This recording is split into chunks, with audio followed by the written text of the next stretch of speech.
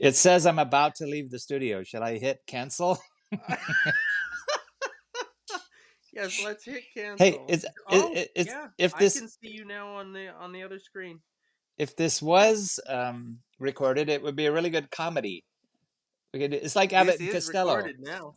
It's like Abbott and Yeah, Costello. exactly. Who's Who's on on first? first? Okay. What's on second? Who the hell knows where Jim Yeah, is? who the hell knows?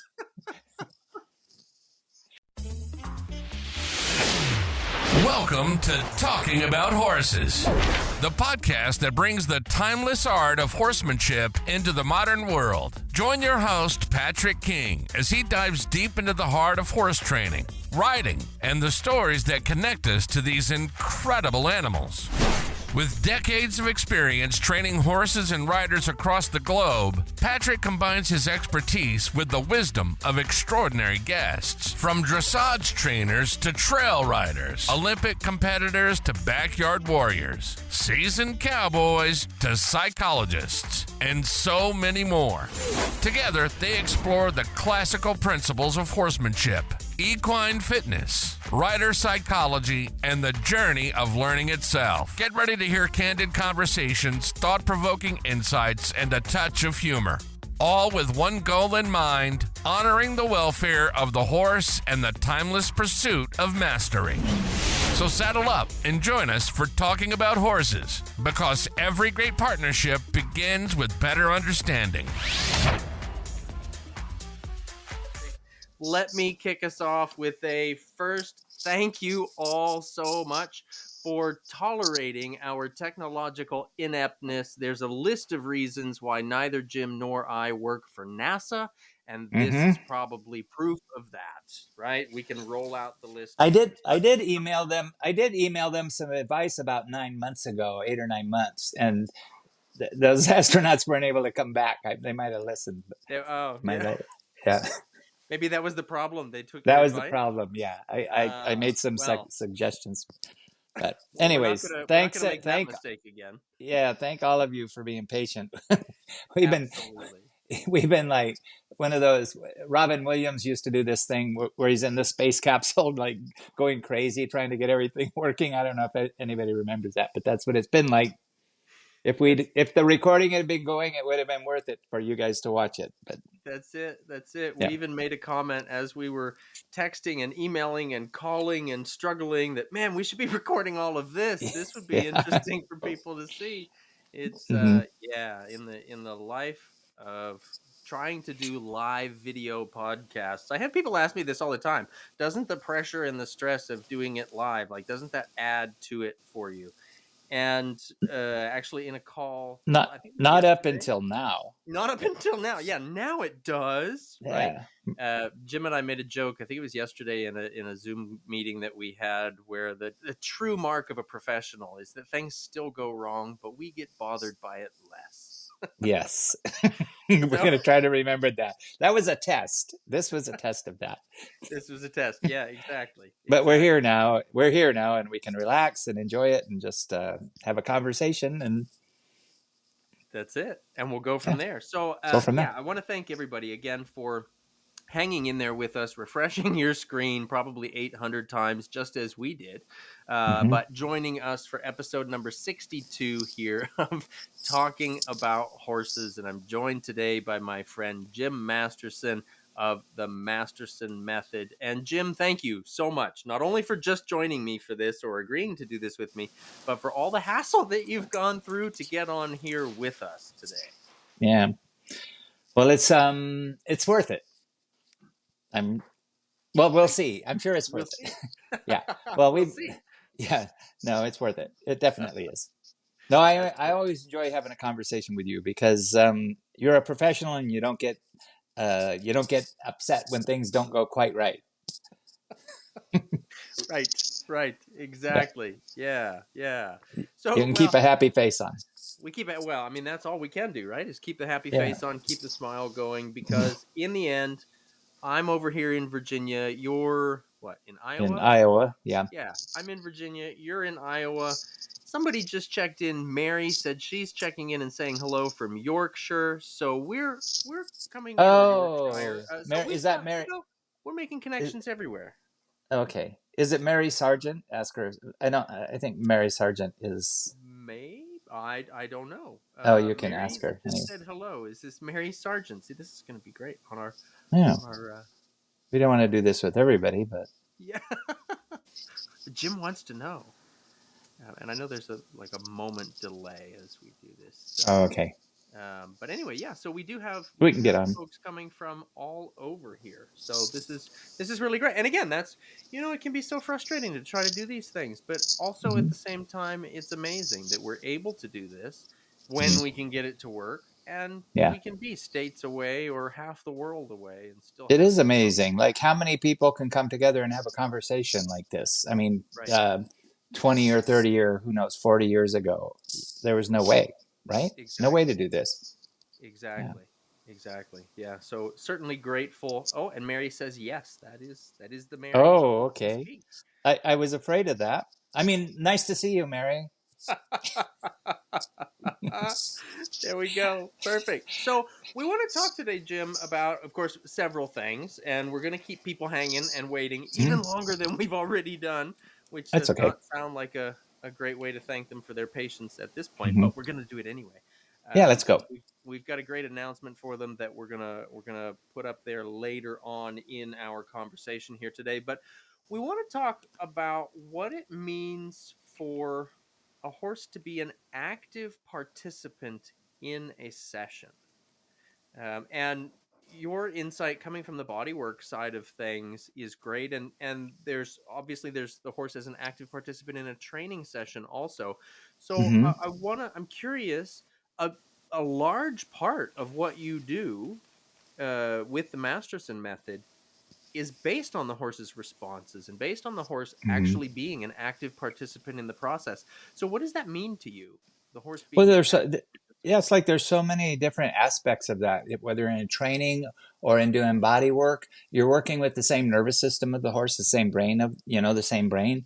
And from the body work point of view, it's I'm going to use an example when we use the bladder meridian, going lightly over the horse using no pressure. And it's the same whether you're asking for movement or manipulation as if you're doing the bladder meridian, what we call search, response, stay, release. When you run your finger lightly over the horse anywhere in the body, but we start with this line called the bladder meridian, and you put no pressure, what I call air gap, literally no pressure, and you go down the horse's body and you watch for a subtle change in behavior, any change in behavior. The thing we look at the most is the blink. The eyes will blink or the lips will twitch.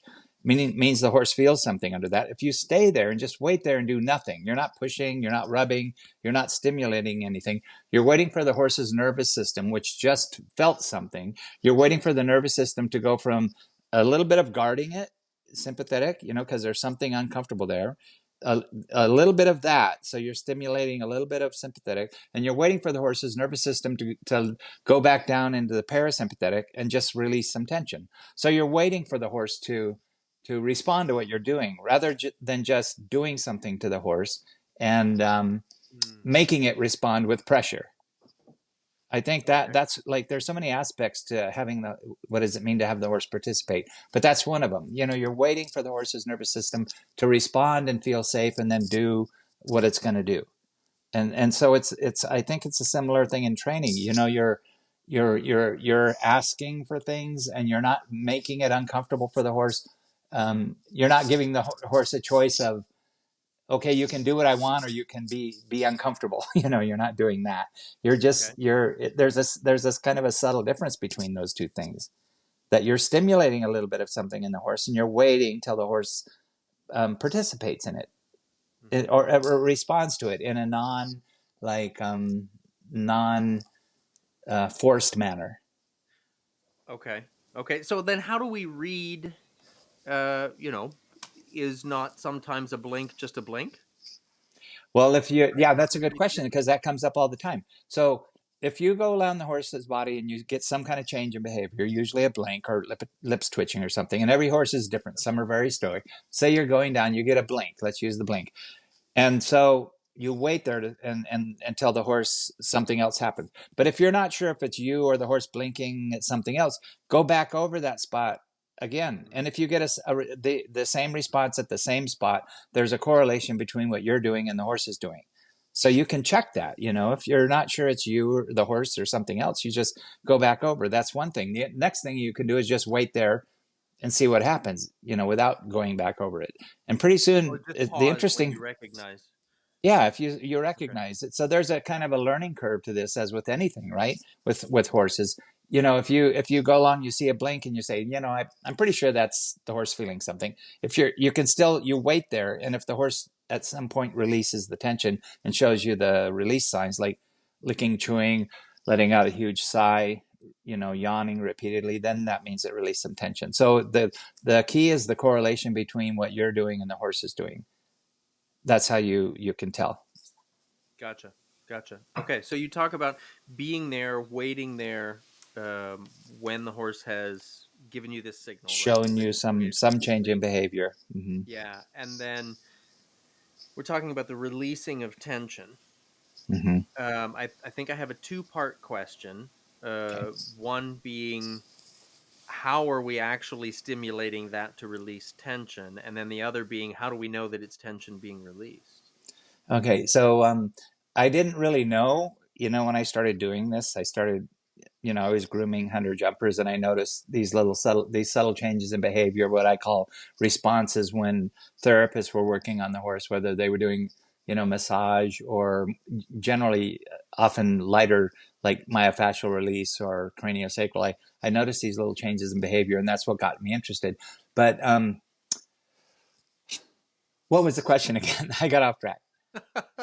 How are we activating for the release? How are we activating? So I saw that if the horse told you something was there, and if you just waited there, I wasn't trained to massage or anything, so I just waited there to see what happened. And then there would be a larger response, like the horse would drop its head, it would start yawning, it would lick and chew, it would shift weight from leg to leg, just, they were kind of obvious signs that the horse had relaxed something, even just overall. So you could see visually what the visual responses are. But when we're doing the techniques, they're in proximity with where the nervous system is signaling to us that there's something. Yeah, there's something there. And we're bringing the horse's awareness to that spot, because they survive by blocking out discomfort in the wild. If they just start limping the minute they start to feel, then they become a target. So they just instinctually cover up stuff and keep lameness for a living. Yeah, they keep going. That's why it's so hard to evaluate lamenesses sometimes, because they're so good at covering till it becomes so uncomfortable for the horse that they have to show it. So you'll see the visual releases, but then when we start doing the movement techniques, they're gentle manipulations, and it's similar to what you're doing on the ground with groundwork with horses. You're asking them to move in a relaxed state, in a way that, one, you can see where the restriction in movement is in the horse. When it's relaxed movement, when they're all tense, you can't see it. And when they're all tense in their body, you can palpate a horse that's like way up in the sympathetic. And unless they're extremely sore, they're not going to react unless they're really sore. Right, because they're blocking it out. They're blocking it out. So there's a certain level, and I only learned this later. I knew that there was a part of the nervous system that blocked out discomfort and what I call tension or pain or discomfort or tension. And there was a part that released it. I could see that when the horse released. But later on, working with Dr. Stephen Peters, the science of it, there's a certain level of sympathetic activity in the horse, even when they're relaxed and they're out grazing or whatever. But if they have pain or discomfort, they're covering it up. And so there's a certain level of that sympathetic. And so, but they're blocking it out. And so when you run your hand lightly over the horse with no pressure, they'll tell you where it is, because they can't brace against no pressure. They can block out pressure. They can't block out no pressure. So they'll tell you, and if you wait there. That's an interesting key right there to think That's the key. They can't block out. They can't block out nothing. And when we do the movement techniques, we start with nothing and then ask for relaxed movement, like going down the neck. If you start with like what I call lemon pressure, which is very hard, that's what the horse is going to start with. But if you start with nothing, that's what the horse starts with. And then as you go down the neck, if you hit a spot where there's like in somewhere down the vertebra of the neck where there's there's tension or restriction, they'll brace against the movement. And then when you soften your hands, they'll release the movement. So you're just stimulating the sympathetic a little bit, enough for them to feel what's going on. And then when you soften, then they go back to the parasympathetic. And this is all me just guessing at what, Dr. Peter says, putting it together. But then when you soften your hands, they let go of that tension, and then you can move through it. So you can feel when the tension is released or not. If it hasn't released, you can feel it because or not. Yeah. Yeah. That makes a lot of sense. And that's something that, I try to coach students all the time. Like, if you're not adding to it, it's not resistance, right? It's a conversation. And so that's really interesting there with that idea of, again, that key point that they can't resist no pressure. They can't brace against nothing. And the cool thing is, like, there's such a huge correlation between training the horse, which is basically, I guess, interacting with the horse in a way that you can get some certain behavior or movement out of the horse. But there's such a correlation between the body work and the training that's done in that way that is pretty. That's why I like doing these things with like-minded trainers or even other body workers, because there's such an overlap.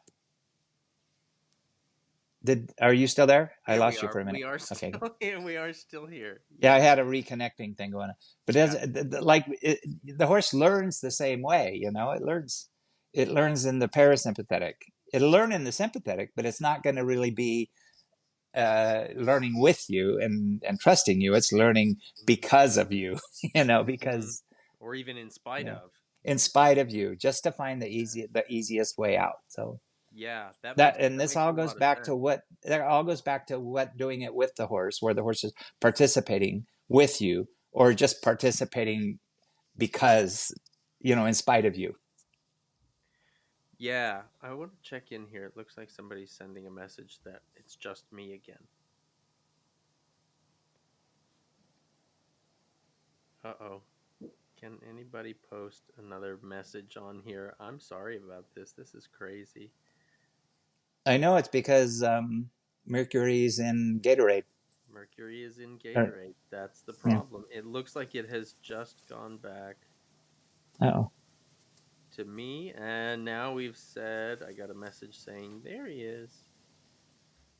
I had a little disconnect. It might have been in my internet. It said reconnecting, so it might have.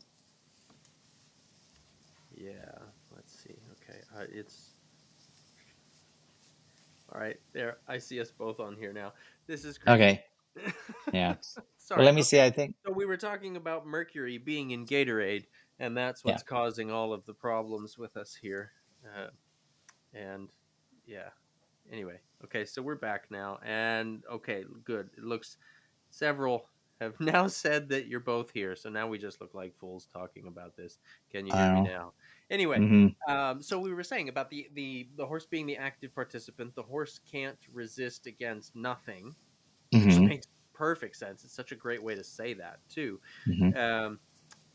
And then you were talking about then the horse being able to release that tension, and you're working with the horse instead of on the horse. And I think that's such a great distinction to make. Whether we're training or whether we're doing body work, it's that idea that we're working with the horse. When it comes to the bodywork side of things, the horse is the feedback mechanism, and I mean, essentially, the horse is the body worker, right? In that respect, you're bringing the horse's awareness, whether you're just using very light touch or gentle, movement or manipulation. You're bringing the horse awareness to where it's been blocking out or covering up tension, to survive. You're bringing the horse's awareness to it, and then you're softening a little bit. You're not and then if you bring the horse's awareness to it, and then you back off a tiny bit, the horse will release it. Okay.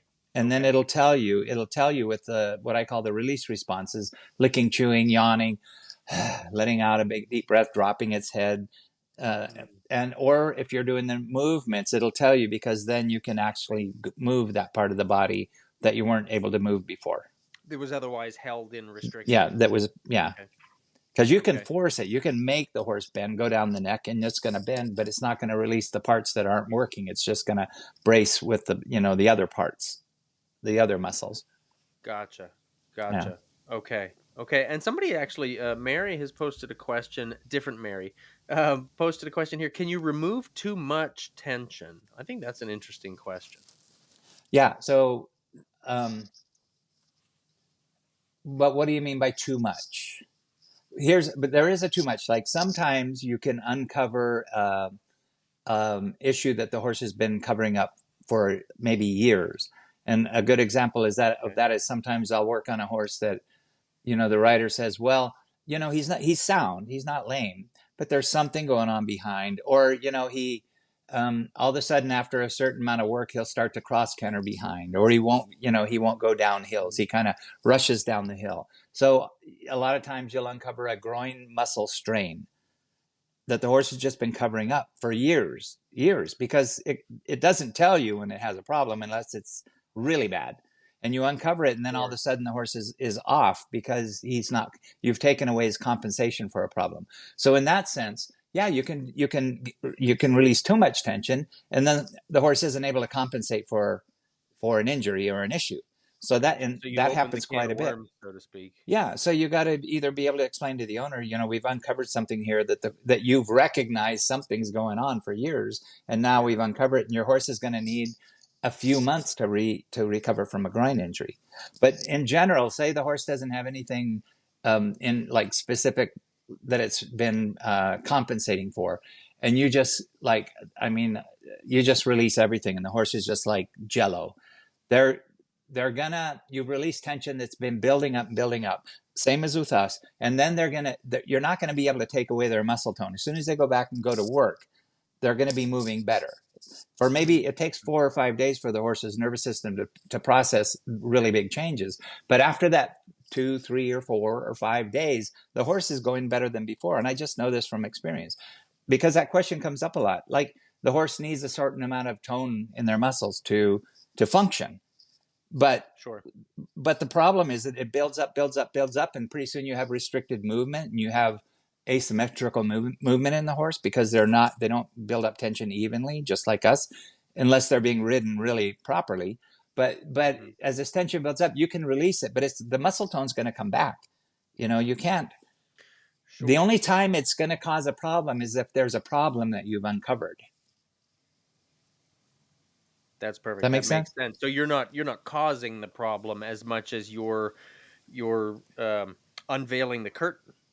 Yeah, right? That question comes up sometimes, but I don't know. I'm not sure if it's coming up because of people are intellectually thinking you're going to take away, you're going to take away all the horse's muscle tone, or if because their actual experience is that something isn't right after you've done the bodywork in the horse. And the thing is this works with the horse's nervous system. So you can release some really deep tension, like with this, by not using pressure. The horse can't brace against no pressure. And so I don't know if those questions come from experience that they're having, or from just intellectually thinking the horse needs a certain amount of muscle tone. But, with a professional athlete, a human athlete, what do they say, at the end of the football game? Yeah, get out of here. We'll see you tomorrow. No, they go in and put them in a jacuzzi thing. They have trainers that are massaging them and everything, and they're not worried about that. They're worried about getting them back to, a more natural gait or movement, in a sense. Right.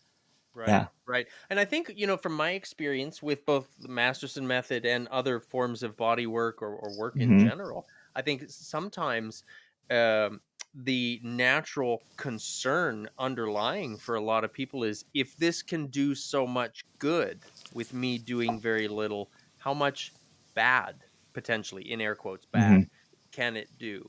Is that something that you can unlock a can of worms and you can do negative, or are you seeing that as a generalization, it's only going to be positive? Well, I'm not going to say never say never, right? But with the thing about this method is that if you're not using force or pressure, how much damage can you do? The horse, when you ask for movement in the horse, whether we're going down the neck, what we call lateral cervical flexion, or the scapular releases or the hind leg releases, if you're doing scapular release, where you're asking the front leg to relax, the scapula relax down. It's not a stretch. Mm-hmm. And the horse all of a sudden feels the tension in whatever muscles that it's feeling it in the scapula, and it pulls back. You don't pull against it. Like, that's the principle of this. You can't, if the horse braces, you got to yield. And if the horse pulls or braces and you pull against it, which is our natural relaxant, then you can hurt the horse. But when the horse pulls and you yield, you can't hurt the horse. Right. And this goes into your principle, and I quote this principle all the time in handwork that I teach, the principle of non-resistance. It's non-resistance. And the horse will, once the horse gets that you're not resisting against, it'll follow that. When there's resistance, the horse will brace against it. And ultimately they'll win that battle, But when you, when I see a horse dragging somebody around by the lead rope, and I take that horse, as soon as the horse starts to pull, if you bump against it, you can use as much pressure as you need, as long as you yield immediately. You can say no as long as you say yes right after. They'll start to follow the yes after 2 or 3 bumps, because they'd rather go follow the path of least resistance than pull. Mm-hmm. Right. It's not tug of war if there's nobody pulling on the rope. Yeah, you can say no, but you got to say yes immediately. Gotcha. They pull, and you bump and you yield. You bump, you yield. You do that 3 times, and pretty soon the horse is just following the yield. And that's the same in training, right? Yeah, absolutely. And so you're saying if the horse is saying no because you've brought their awareness to tension, that now they're saying, hey, I've been holding on to that for however long. That's what happens. Yeah, they have a kind of a surprised look on their face, like, oh no, how'd you find that? I've been covering that up for years. And then you soften a little bit, and then they let a little bit of it go in layers, Yeah. But often when you have a horse that's pulling against you on the lead rope, they're dragging somebody around. They've just been trained to do that by somebody. Exactly. When you feel this way, and then you feel this pressure, then they keep pulling. They keep pulling. Exactly. Yeah. It's actually, it's interesting how easy it is to teach a horse to lean into pressure, or to resist against pressure, or even, I've sometimes in the past I've used the term a spoiled skeptic, which is kind of a little bit of a play on words, but it's like, well, we thought they were a little worried, so then we avoid things. And then when we get into situations, they've been taught to avoid, whether they're concerned or not. Right. Yeah. And I think that can be really, really tricky. Then on the other side of that, trying to re-educate the horse that, hey, here's a different here's an alternative response that you can give. So when you're dealing then with the, and I've got a couple questions that I had written down here, and this is going off script because I think this is maybe a little more interesting, at least for me. So I hope it is for anybody else. But when you're working with the horses that have been, I'll say, trained to resist the lead rope, or trained to pull against you. Yeah.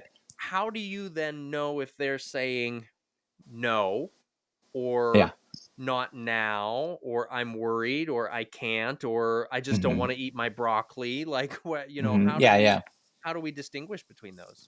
Yeah, that's a good question too. When you first go to work on a horse, let's say, I just think of an example.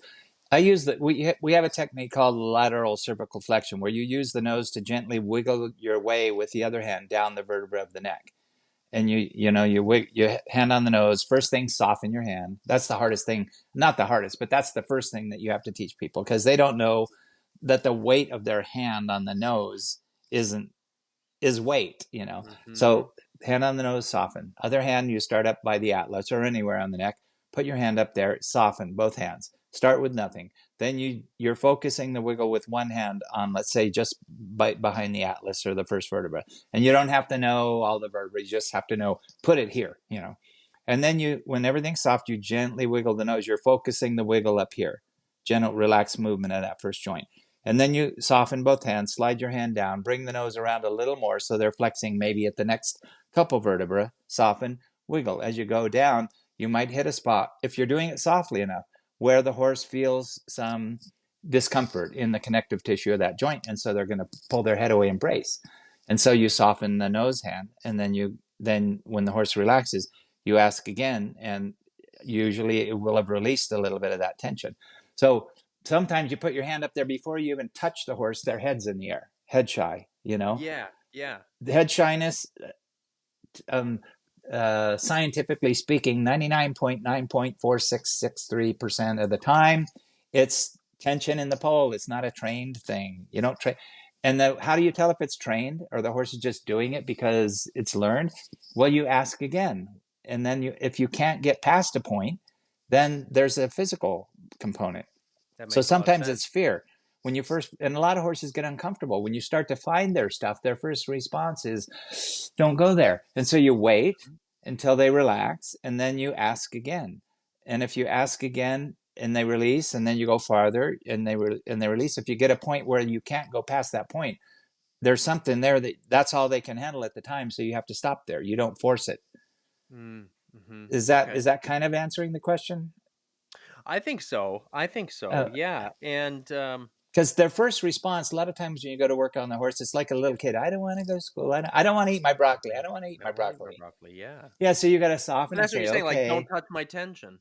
yeah. Right. Like, And so that's mine. You can't take that. Don't touch that. So you, well, and for a very real perspective, from a prey animal's perspective, mm-hmm. I'm still alive. So holding that tension obviously is the right thing to do. Yes. They don't Right? have any other option. Yeah. You're offering them another option. Yeah. And that option can be concerning to start with. Oh, yeah. Yeah. Right. And some so then horses our don't want human side, our human tendency to, make things happen, we run into that tension, we run into that resistance. The first thing we want to do is the same thing we do when we're riding. It's the same thing we do when we're doing groundwork or in-hand work with a horse. There's a resistance. I'm going to bang away at that resistance. I'm going to push on it. I'm going to work on it until it softens. Like as if the horse is like just a is block on of purpose clay. being, yeah. Oh, yeah. He's or just on being purpose a jerk, being right? a jerk. Yeah, he just doesn't want to relax. They don't know how to be a Want, jerk. They only know how to respond to something that they're feeling. That's all they know. They can't make up a story around, yeah. And it's interesting because there's such a mesh with the way, with horse training, with the bodywork. I see from the bodywork point of view how this so blends with horse training. Absolutely. It so much does. One of the things that I tell my students constantly, to the point they might even be sick of hearing it, I don't know, but we're going to keep playing it. I'm going to keep saying it, is that, our riding and our work in hand, our work on the ground, all of the training that we do with a horse is a form of body work. But then I always throw in either to the benefit or to the detriment. Yeah. Right? Like the way that we approach them, the way that we work with them, we can teach them to be more braced. Or you can teach them to be more relaxed and mobile and not firing muscles that don't need to be fired, rip over and over again, which is even worse. So Exactly. So it's like, can we, when we approach our horse in anything that we do, anything, we're all horse trainers. We just them to release tension. Yeah, we're all horse trainers, whether you think you are or not. Everything you do, the horse is going to pick up on, and it's going to interpret it in a way that it can protect itself. Everything we do. Like I think Tom Dorrance in his book said, the ride begins when the horse sees you get out of the car. Yeah. That's how tuned in they are to body work. Instantly, that's when the ride begins, and then they're going to respond or react. I like the word I prefer response because it's much subtler than react in some way to what you're doing with it. That its survival is at stake. They're a survival animal, and we kind of sometimes forget that. We think that they're in tune with us, and they, we love them, they love us, they do, but there's another priority for them, in their nervous system. It's to survive. Exactly. It's been there a lot longer. It's been in there a lot longer than we've been around. Right. Yeah. So true. And I think that one of the things, like you said, as soon as you get out of the car, that's where your session would begin, or as soon as they see you, right? As soon as they see you, I mean, it's amazing. It's amazing how subtle they're tuned into body language.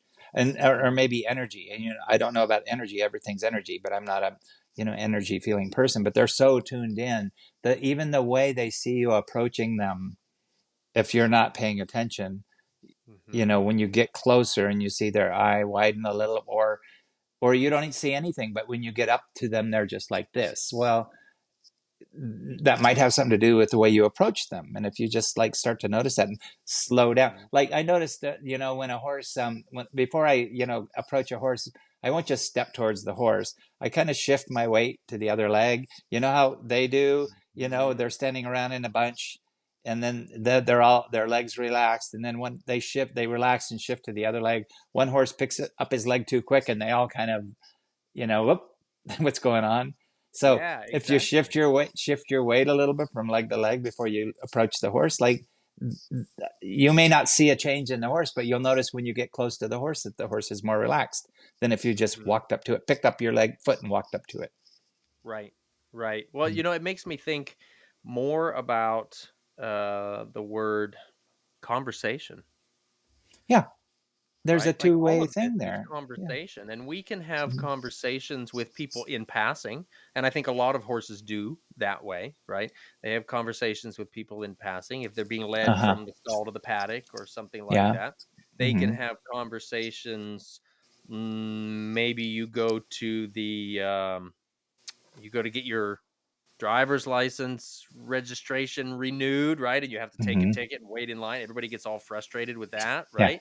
There's a frustrating conversation that Mm-hmm. nobody really wants to be there. Not the guy behind the window, and not anybody in the chairs, right? Nobody wants In to the be there line waiting or in a anything, line, right? exactly. So everybody's kind of cranky and crabby at each other, Mm-hmm. and obviously I'm generalizing, right? And you can Uh, almost just feel that, you don't even have to see it. mhm. You just feel it. So, Yeah, like when you talk about the energy, right? Like it's mm-hmm. how hard is it to tell, like when you're in line at the grocery store, how hard is it Mm-hmm. to tell that the guy behind you is really anxious, Yeah. right? We don't necessarily Mm-hmm. think about that as a conversation, I guess, because we're not having a chat like you and I are But having it right is, now. but it But is an interaction, right? It's an yeah, it's an interaction interaction on and an some level. energetic conversation. And that's, Yeah. horses don't, for the most part, don't have the verbalizations to go by. They're No, they don't. primarily body English, body language, Yeah. individuals much more Mm-hmm. than they are vocal individuals. Mm-hmm. Yeah. Yeah. That's their main form of communication. Right. Really, I mean, body language to the point that it's so subtle that to me anyways, I had a vodka tonic while I was waiting for our technical difficult. So I might be going off a little bit here. The body language gets so subtle to the point where it's almost energetic with Mhm. horses, or horses and anything else, people or any other animal. Yeah. Yeah. Yeah. Absolutely. So And it's so then, of internal, like course, it's your an body internal work is the thing. same way, right? It's Yeah. energetic in that conversation, and our training Yeah. is that way in our conversation. I like Mary Mm-hmm. put a comment on here. They know our intention. We just need Yeah. to be aware that they know. That's Yeah. such a really important thing to think about, is whether we're aware of it or not, they Yeah. are. Yeah. So they pick up on your intention. Yeah. And I say that a lot. Like an example, like a really good example is when you go to pick up a horse's foot and you're thinking, I want to pick up the horse's foot, or I want him to give me his foot. And you go to pick up his foot, but you already think, well, I'm going to have to pinch, squeeze the flexor tendons, or I'm going to Mhm. yank on the fetlock or whatever. That's always in the back of your mind. When and I do. I just caught myself doing this at one point, and I realized I do this every time I pick up the horse's foot. I say, "Give me your foot," and I step in and I put my hand on the foot, and 90% of the time they pick up their foot on their own. Because when I say, "Give me your foot," I'm clear on my intention, and they pick up on my Yeah. intention. But if you're not clear on your intention, and the horse is resisting you, it's possibly because you're not clear on your intention. But when you say, "Give me your foot," you're clear. You You're want the foot, clarifying your and they intent. So give up, it's not and that they they pick up their foot. understand English, right? No, they don't understand. Sometimes they're Spanish horses. Sometimes they're Dutch horses. They have a different word for everything. Those people over there, I don't understand it, Right, and but yet the horse understood the intention, and that's such yeah. a big thing. And again, that's something I preach to my students all the time. Your Hmm. intention is your number one aid. When you're riding, when you're doing groundwork, when anything, your intention is your number one aid. And that's exactly what you're getting at right there. You know, Yeah. when it comes to clarifying your intention, horses are Hmm. so keen at picking up on it. You know, Yeah. it's interesting because they're so good at it with each other, particularly, right? Like you watch, Hmm. what is it, the emergence, I think is the word for, you know, when the school of fish all change direction at the same Oh time, yeah. or the Hmm. birds fly at the same time, and horses' Hmm. legs will time up when they're, you know, galloping through the pasture or trotting through the Uh-huh. pasture. And the closest that we get as humans is a traffic signal and the Starbucks drive-through, right? Otherwise, we're Hmm. just clanging and banging into each other and Yeah. things like that, right? And And even then. horses know that, right? Like Hmm. they know that, they tend to know that of us as a species, right? Yeah. Like, Yeah. oh, those We're humans, they bringing have no idea what they're doing. we're bringing that all that stuff to the table that's unconscious even for us, some of it. Yeah. And so that's why I like, I find myself, telling the horse everything I'm doing, talking to it as if it understands. It doesn't speak English. Give me your foot.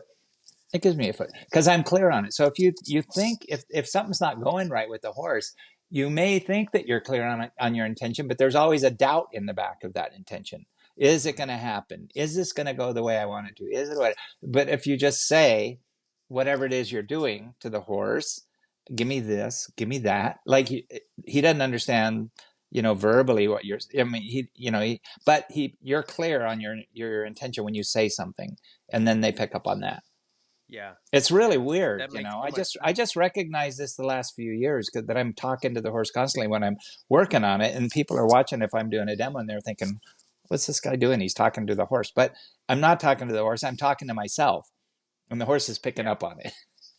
Right. Well, I and do it talk to I, changes, I you do know, talk we to could myself talk sometimes, about but how that, you know, self-talk influences your body, right? That mm-hmm. we have that, I believe it's referred to as the idiomotor response. The gist of it basically is that What'd you you call can't me? think, I Oh, right? idiomotor. Sorry.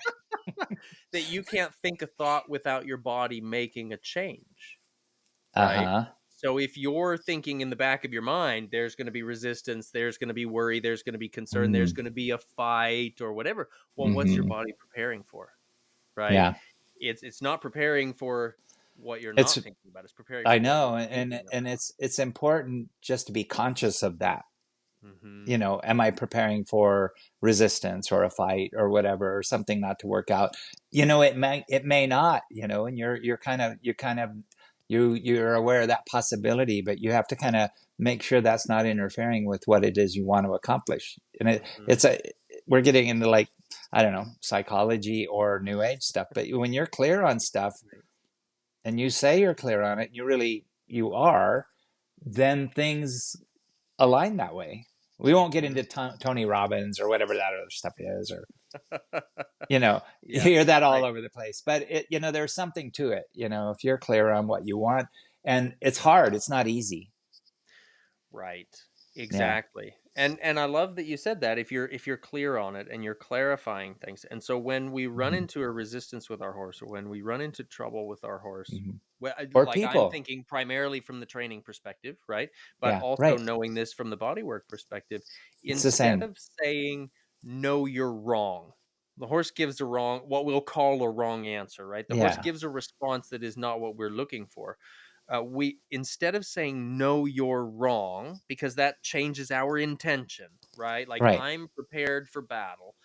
If Yeah. we offer that correction, adjustment, however you want to say it, as Mm-hmm.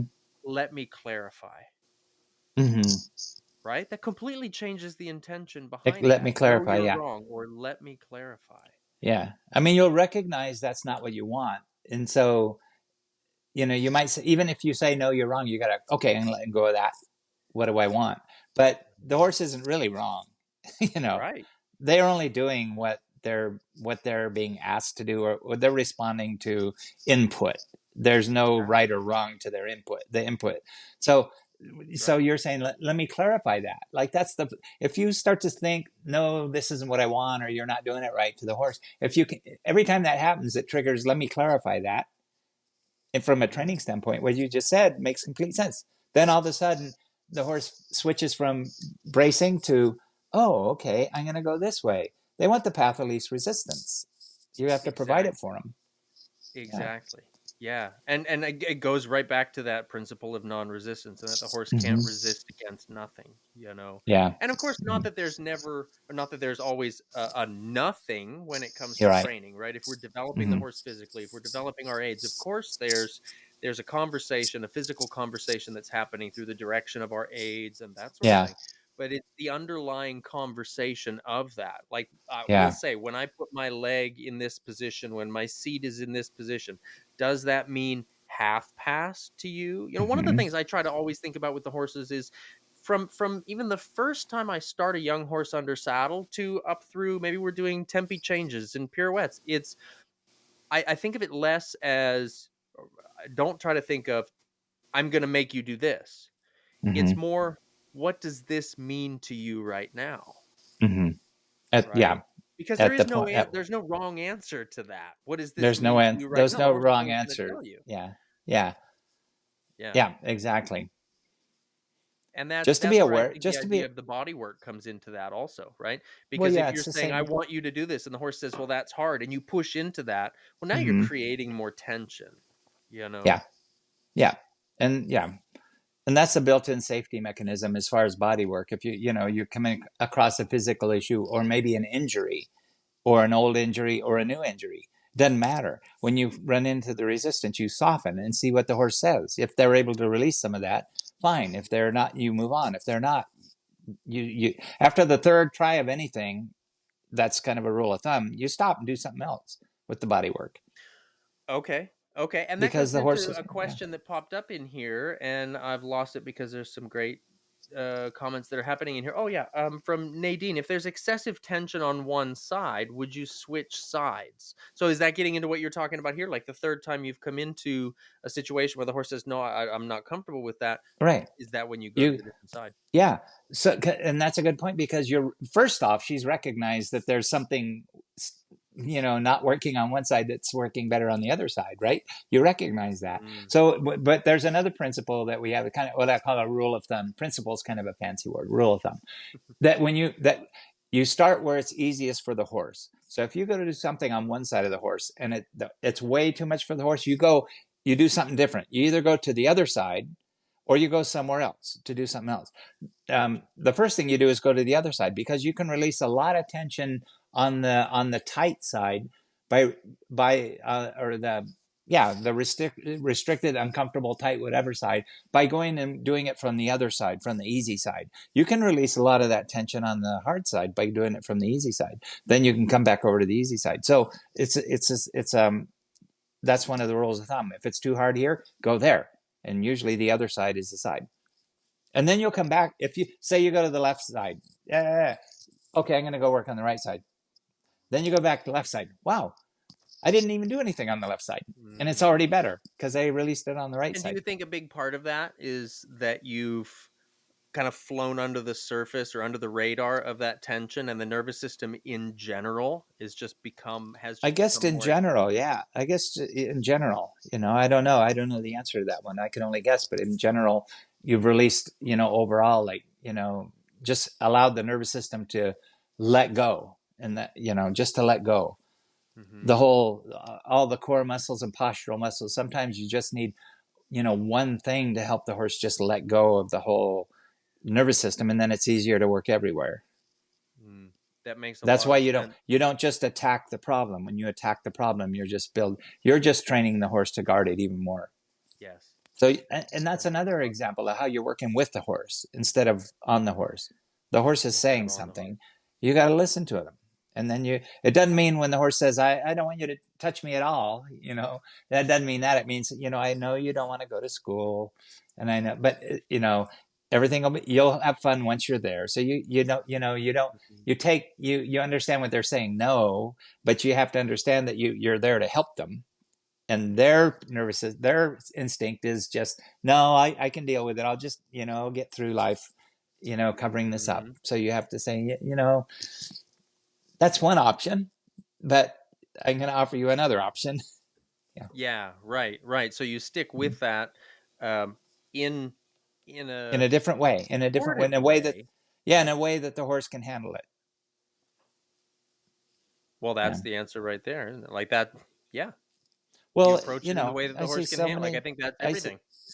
so many things in the overlap, so many overlaps in the way that you train a horse. The way you train a horse, and the way that a lot of trainers train a horse. And that brings up another thing. Sometimes some trainers, like there are a lot of things that a trainer is trying to push through that has a physiological component. Let's say like the horse can pick up one canter lead, or they can't, but they won't pick up the other canter lead. So you keep training them to pick up the other canter lead, and they can't, or they're having trouble. There's a good probability there's a physiological component to that. If they can do something on one side, you can easily train them to do it on the other side, unless there's something in the way. Like, you know what I mean? Have you found that to be the Yeah, that case? makes a lot of sense, and Like, that's that difference in recognizing when they're saying, I don't want to mm-hmm. versus I can't. Well, if they're saying I don't want to, then you ask a different way, and you keep trying. But if there's a block there, then there may be something else going on, and you have to recognize that. There may be something else going on here. It could be dental, could be the saddle fit, it could be a hoof or a lower foot and lower leg issue. Who knows?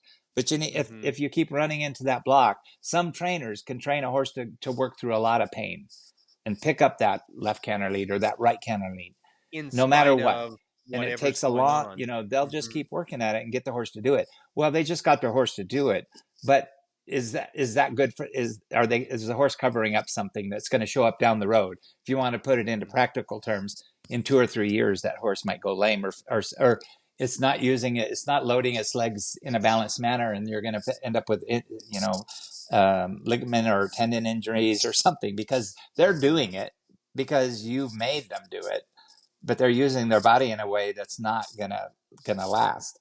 Right. And sometimes that you got to put it in those terms in order for a trainer to understand. Yeah, well, maybe I want to do something that's gonna make my horse last longer.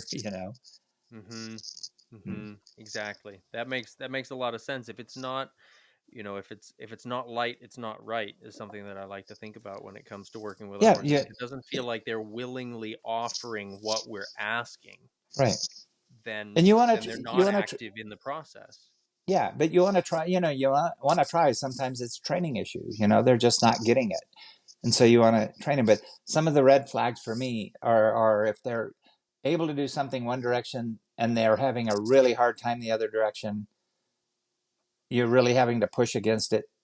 It's not because they all got together last night and said, "Hey, let's not pick up the right canter lead tomorrow." They and I like that Gary Larson, the Far Side cartoon, where all the cows are out in the pasture, they're leaning on the fence, smoking cigarettes and everything, and somebody yells "car," and they all get down and graze. And then the car goes by, and they get back up and start smoking. They don't do that. They don't decide, we're gonna, horses. If they're having trouble, really having trouble doing something, one side as opposed to the other, there's possibly a physical component to it, or something shows up all of a sudden they're bucking after the jump, or all of a sudden there's something else going on. It could be you look at it, okay, have I changed the saddle, have I changed the bit, have I done something different, am I giving them like 10 scoops of sweet feed and 4 flakes of alfalfa all of a sudden, and right. But Exactly. if all of a sudden something shows up, there's something going on, and sometimes it's all this, there's something physiological or some discomfort that's shown up, or they've overstrained a muscle, if they're training hard, and it's bothering them, something physical bothering them. Right. I think there's so those are four some of the big red flags lies when it comes to our horses or our horsemanship. Those 4 big lies are all of a sudden, out of nowhere, for no reason, and without warning. Yeah. Right? Because you never hear anyone say, all of a sudden, I just got the perfect 30-foot sliding stop. Mm-hmm. right? Yeah. Like out of nowhere, we just did this Yeah. beautiful canter pirouette. No, nobody ever talks about stuff like that, right? Yeah. It's Right. Right. always Right. about the negative things, right? And those Yeah. negative things really never are all of a sudden out of nowhere for no reason without warning. Sometimes Mm-hmm. we aren't aware of what's shaping up before those things happen, Yeah. right? But Mm-hmm. it just doesn't work that way. It's not out of nowhere, you No, know. they don't. And so that There's, actually makes yeah, me think when we're talking about how sensitive the horse's nervous system is, and when we're talking about going over the it bladder isn't it. meridian and waiting for a blink, how much of an issue is a thing potentially by the time we feel it in training as a big resistance? I'm going to look up the word paradox because I think, isn't that a paradox? Like they can have such a sensitive nervous system. At the same time, they can cover up almost anything to the point that they're just lame. Isn't that interesting? Yeah. I, Yeah. well, I turned off my laptop, but I'm not going to I was try. gonna say, just Isn't that don't what a touch the paradox phone. means? Yeah, don't. I'm not touching the phone. Don't disconnect Anyway, us. they can be so sensitive and to that kind of input. That's how they survive. They survive in the wild by being so aware of their environment. That's how they survive. But on the Yeah. other hand, they can just put up with so much. Right. Right. Yeah. To the point that they seem completely callous to everything going on sometimes. Well, eventually they shut down. You know, Hmm. the unlucky ones. The ones that right Right. away say, yeah. When I was working on the hunter jumpers in down in I got started down in Wellington, and I was fortunate to when I was trying to build up my bodywork business.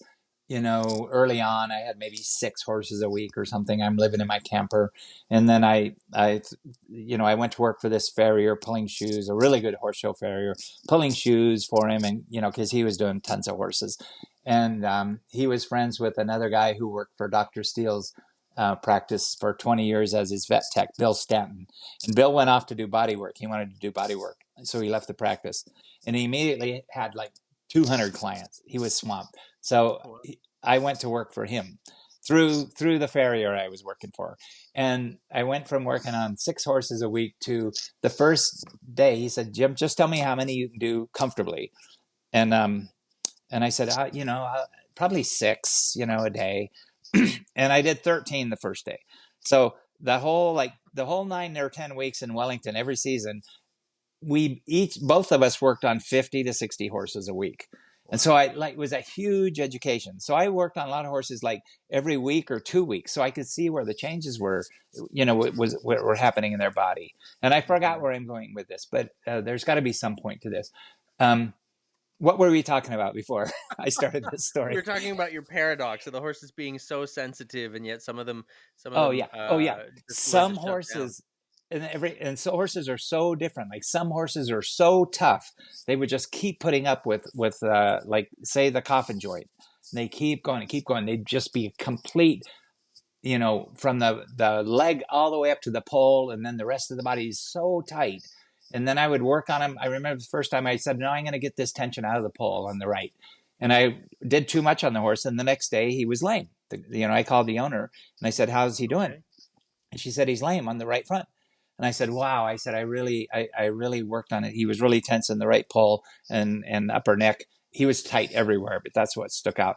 But he was compensating for that coffin joint. She said, "Oh, he's due for his coffin joint injection," And so he was Oh, so tough he could cover it up, and he wasn't lame. He was still going to go. But fortunately, she recognized that I released all that tension. Now he couldn't protect his right front, and so gotcha. she had and that was her. I'm not for joint injections every 6 months just to keep the horse going, but that's what he needed.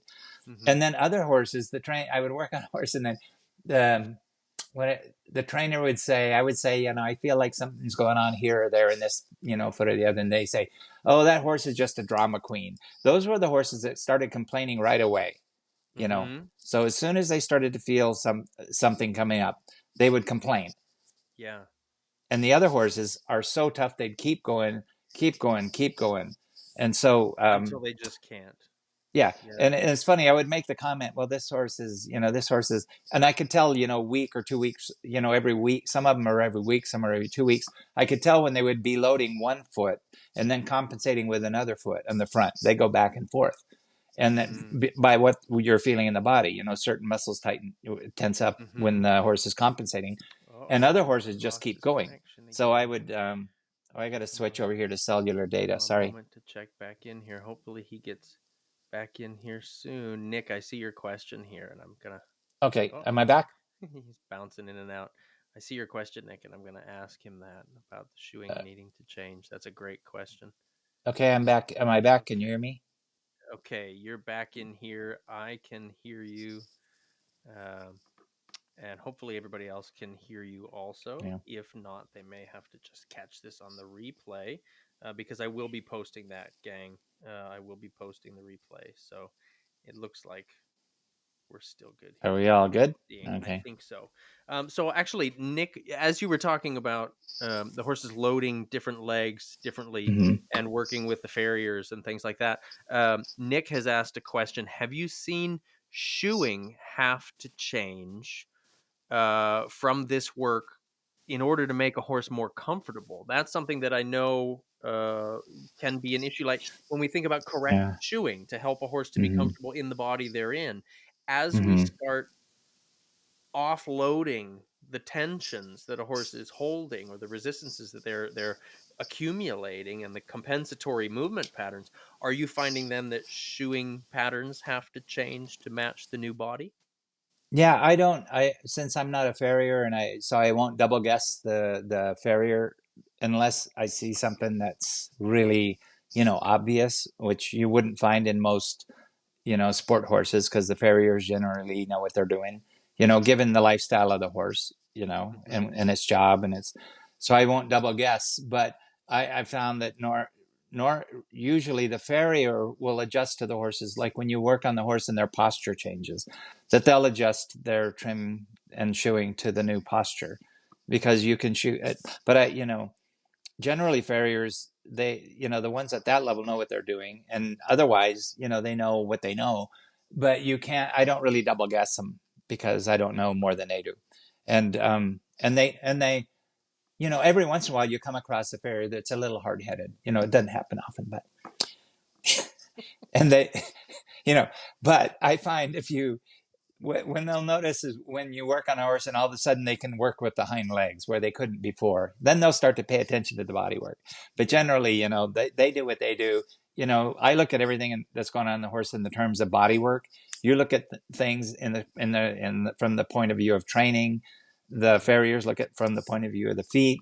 But I noticed that after you work on the horse, often the posture is more natural posture. You'll work on a horse that's standing like, a goat on a basketball or something, or out behind or something. And then you do the body work and they'll stand in a more natural posture. And then the farrier will shoe to that posture, which is healthy. I think is healthy rather than the farrier shoeing to a compensating posture. They're compensating for whatever tension is going on in the body. So unless I see something really that I think is really, really awful. And then how do you handle that? You can't just say you can't tell the owner the farrier is doing a terrible job here because the farrier is not going to hear that. It's like they're immediately going to brace, right? So you got to soften.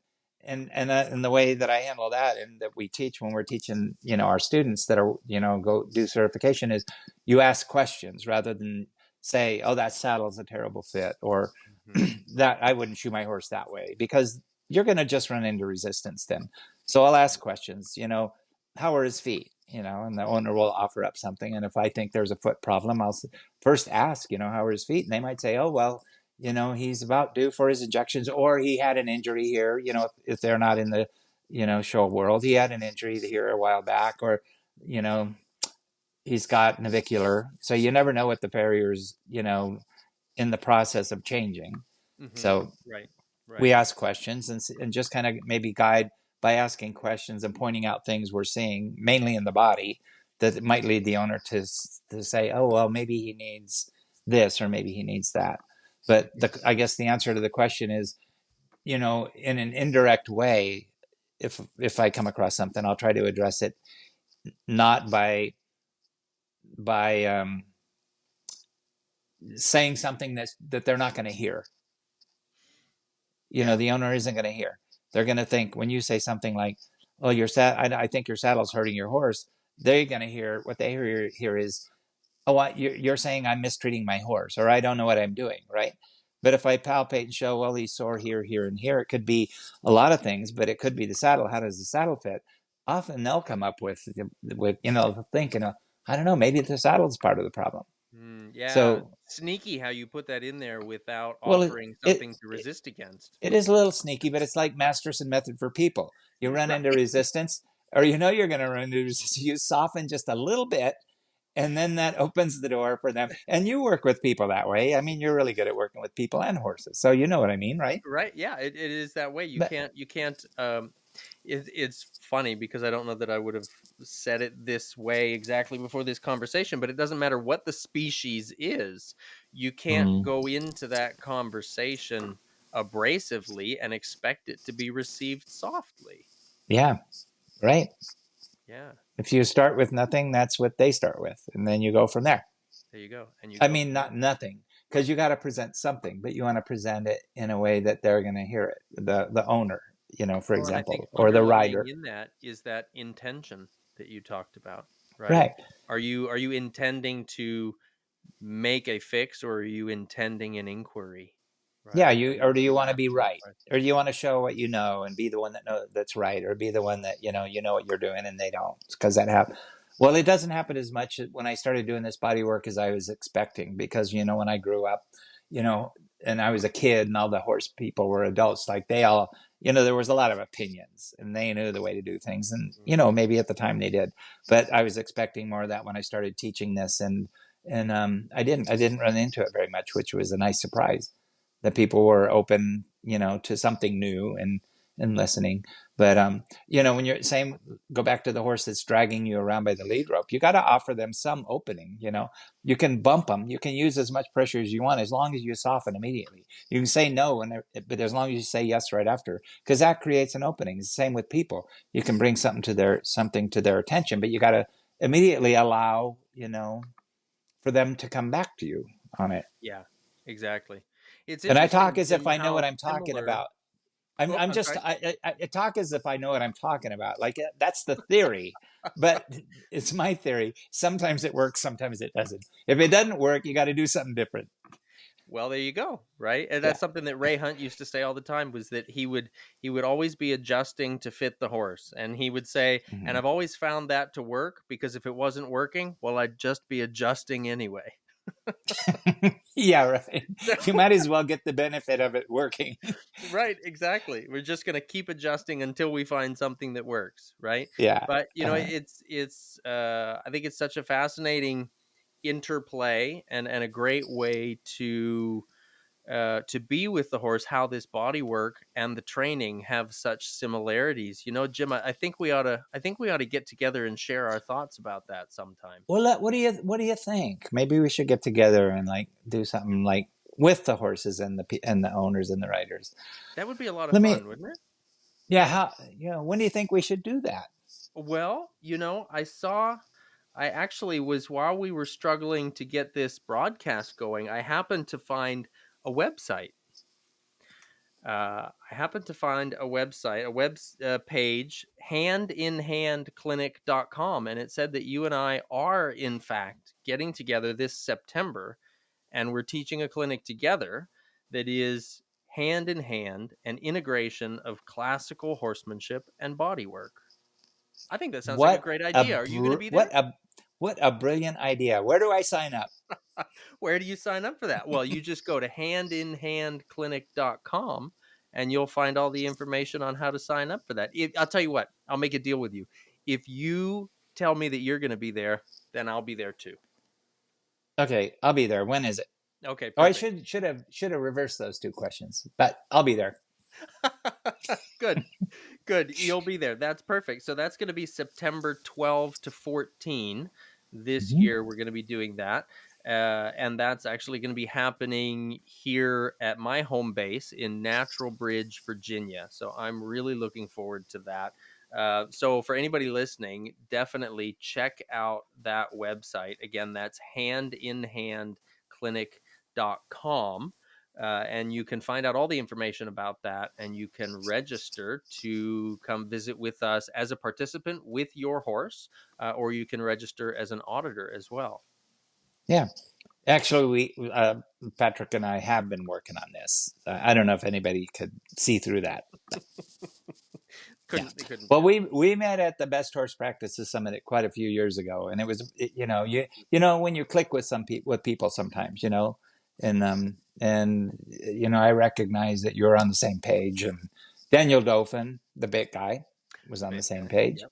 and we all happened to be at the same place having beers, and so that's the way nature works. That's it. Yeah. Exactly. Well, and just like you said, it's the it gelled, it meshed. That was such a great event, that Best Horse Practices Summit in 2022. It was so neat to be part of that, because everyone was able to play off of each other presentation wise. There was the things that you were doing, I was able to relate to in my presentation. The things that Josh Nickel was doing, he was able to relate to what you and I were both doing. And you and Josh are doing something together here pretty Yeah, soon we're also, doing aren't it. you? We're doing a clinic together in Canada. I don't have the date. It's in May. We're in March. It's in April sometime up in Calgary, Okay. just after the Canada Horse Expo. So, yeah, we're doing. It's on my website and Josh's website. If you're a Canadian, If you're a yeah, Canadian, you need to be there. Yeah, yeah. absolutely. If you're at the Well, Horse Expo, I just think stay a it's couple great. extra days. The collaboration, I think it's so important, particularly when we've got similar focuses and yet we're coming from different perspectives, right? Yeah. In the horse world, it is such a thing that we're always working on, you and I both, from the bodywork perspective, from the horsemanship perspective. It's about getting the horse to be an active participant in that process. So to me, it's just such a natural. It just goes hand in hand, doesn't it? Yeah, and we can share, like just sharing that information, it's kind of a shift in the way things are done. It used to be, a little bit, you kept your things close to yourself and there was a lot of competition. But now it's cool that we can recognize when people are on the same page and we have the same message and we can share it, from different perspectives, because it is the whole horse. It's all, you got to do the training right. You got to do the body work. I mean, right, in a way that's going to be beneficial for you and the horse, and the training and the tack and the bit. The first thing that Daniel said at the Best Horse Practices Summit that got me, here's this big old Louisiana cowboy. You're thinking, what's he doing at the Best Horse Practices Summit? But first, he was a lot of fun. And he's a very smart guy, and he's very approachable and easy, and a good teacher. And the first thing he said was, "What's the first thing first point of contact between you and the horse with the bit and the reins?" And he said, "It's the lip right here. It's the lip." And you would have said normally the bars or whatever. It's the lip. Right. That's where he knows what's going on. Right. So exactly. And that's talk how about sensitive. the intention of developing your feel with that. Yeah. I think, So it all fits together. So great. Exactly. That's why we're all doing these things together. It does. And I think that there's not just presenting the ideas together, but one of the things that I've always noticed in the past is when someone has done body work on a horse and I've come in, say I'm training the horse and I come in after the body work has been done, the body feels easier to work with.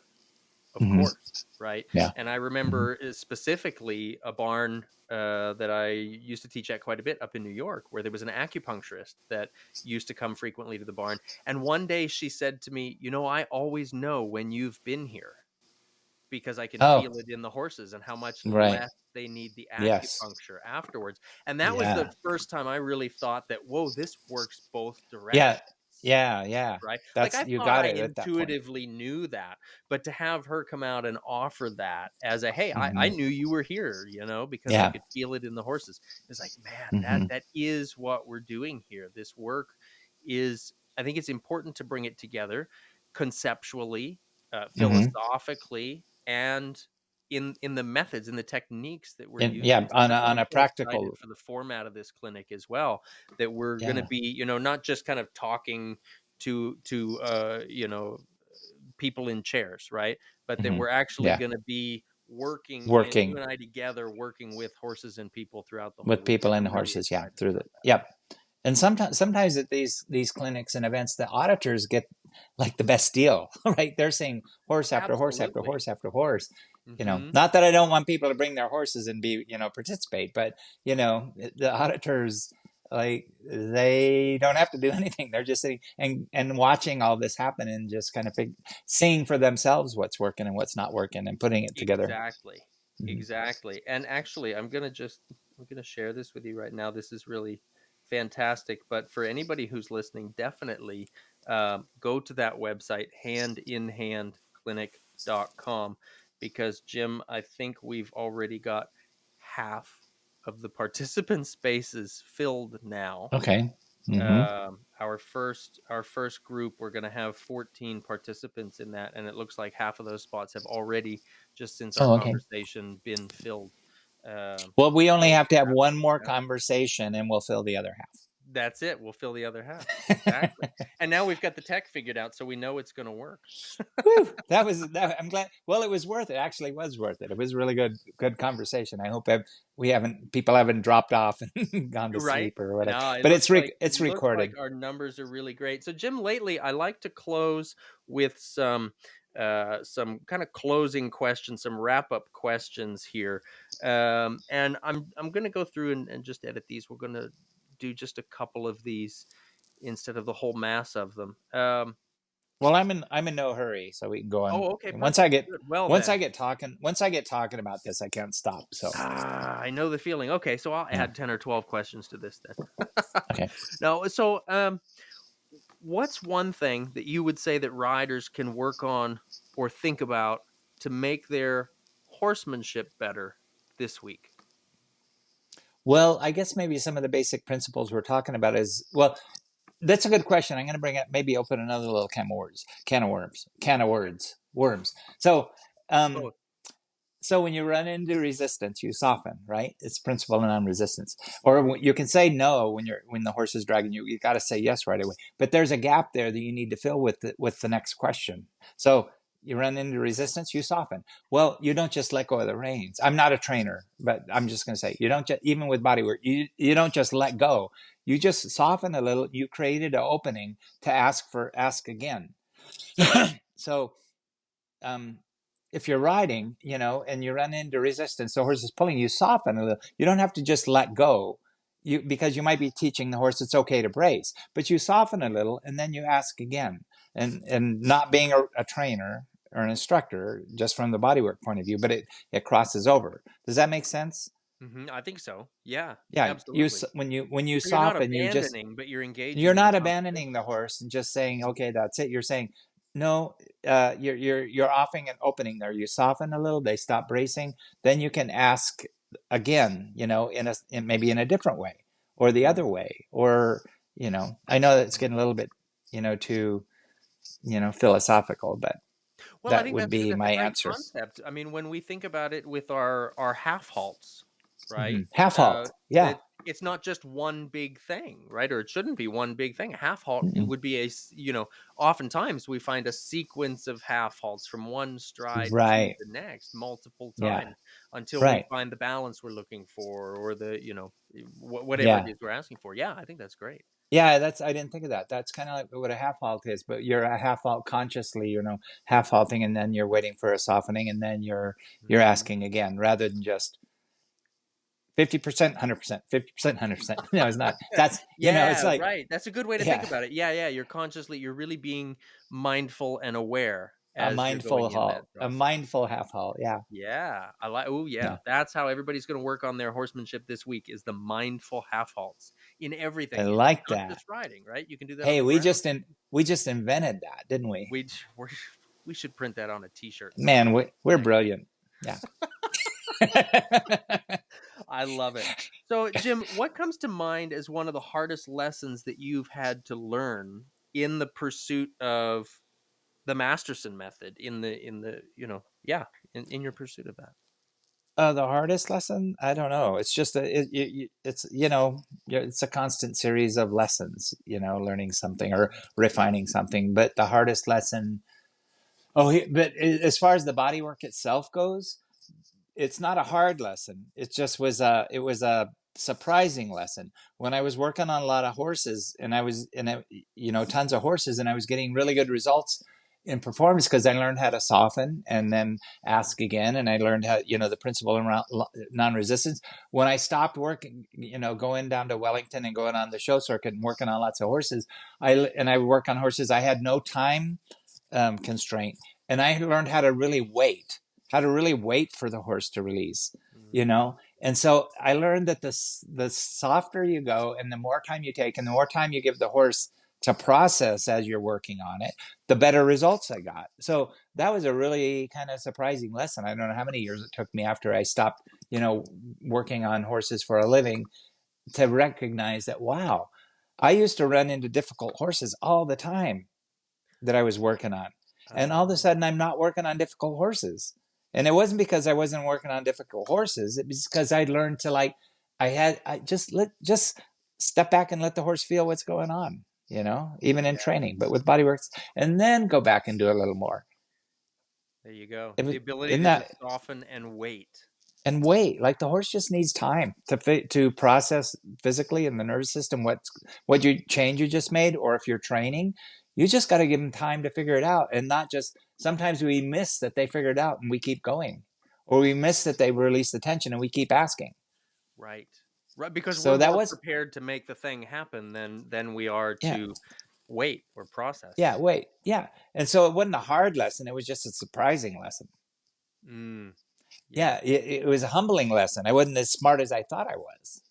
Wow, there you go.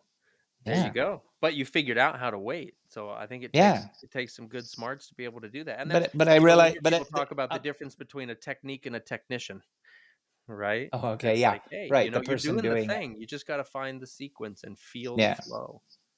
Yeah, so it was a little humbling. I wasn't as smart as I thought I was, but on the flip side, I am as stupid as I thought I was.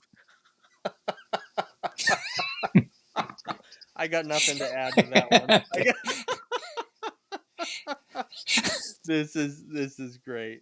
Sorry. Great. So if you had, this will be the last question here, and I'm stealing this one from another podcaster, Tim Ferriss, just because I think it's a fantastic question. If you had a billboard to print a message big enough for the whole world to see, what would it be? Well, that's an easy one. Less is more. Yeah. Yeah. I love that. That's perfect. Jim, thank you. But so I do have to tell another story since you brought it up, a billboard story. Absolutely. So when I used to drive, down to Lexington or Florida or wherever, and you go across kind of the Bible Belt, and I would see these big billboards, and there was a series of them, big black billboard with some kind of a biblical quote or some religious thing on it, Sorry, my phone fell. And so the one I really liked that hit home, it was a big black billboard. It said, "Don't make me come down there." That's all it said. Nice. Like it kind of took all the pressure off. Like there's a little humor in life. There you go. That's perfect. Yeah. I like that. Good. Had nothing to do with horses, but. Well, no, I think it's great though. I sometimes think about that when I ask guests that question, and it makes me think of those billboards that you're talking about, and how they'll sometimes have a message that's sequenced over 6 or 8 billboards, right? Yeah, it kind of continues on. I think about. But that was cool because I came across one that actually, I could hear. I had no resistance against, Yeah, there you go. There you go. I like that. Great. Yeah. So aside from going to handinhandclinic.com, because I know everybody's got to do that now, where else can folks find out more about you and the Masterson method? Well, just our website, mastersonmethod.com. Perfect.